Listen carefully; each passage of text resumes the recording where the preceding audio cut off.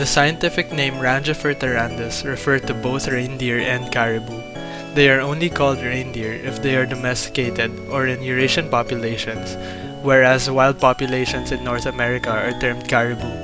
Santa's reindeer are most likely all female, as males shed their antlers off during the winter and only females have them at this time.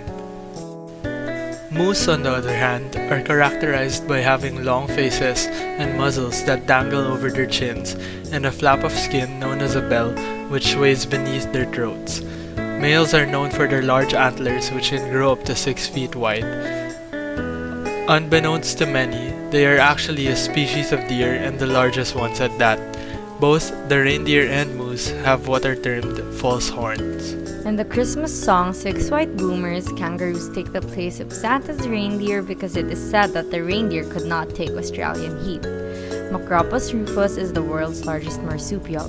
They live in Australia's deserts and open grasslands, gathering in groups called mobs. They are known for their muscular tails, strong back legs, large feet, short fur, and long pointed ears.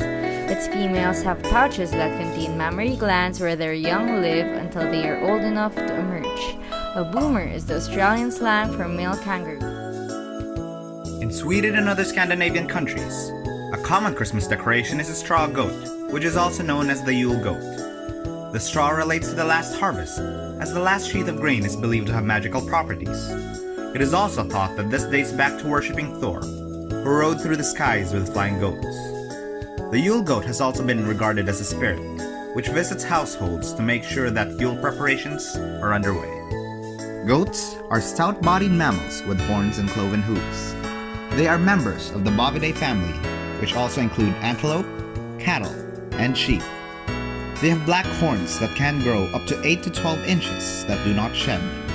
So a goat's age can actually be determined by counting the annual growth rings found in its horns.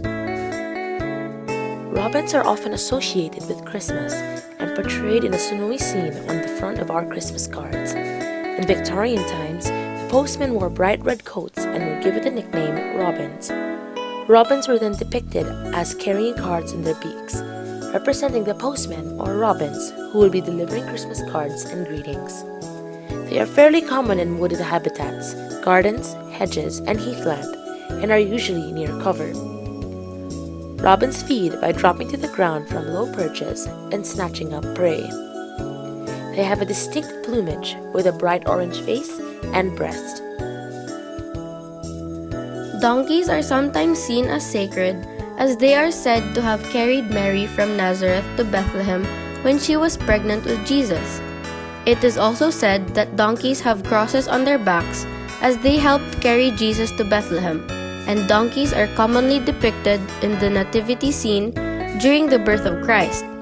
There is a Christmas song called Little Donkey about the donkey which carried Mary.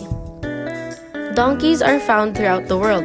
They are members of the Equidae family, which includes horses and zebras. They have long, floppy ears and tend to be stockier than horses or zebras. Donkeys are very social and usually live in groups called herds. They spend their days resting during the hottest part of the day and are more active during mornings and evenings, traveling and eating with the herd. In many Latino cultures, they often celebrate Christmas Eve more than Christmas Day itself, and will attend an early morning mass on the morning of Christmas Eve called Misa de Gallo, which means Rooster's Mass. It is named after the rooster as the bird was the first to announce the birth of Christ by crowing at midnight. It is said that this is the only time a rooster has crowed this early.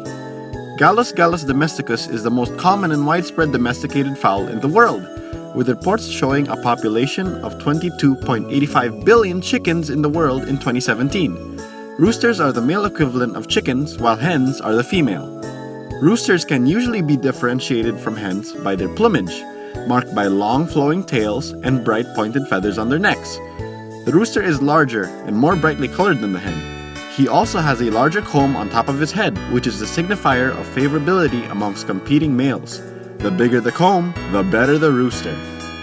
Roosters make a very loud crowing sound usually very early in the morning, but they can crow any time of the day. Their loud shrill is a territorial sign to other roosters, but for our celebration, it's a symbol of Christmas.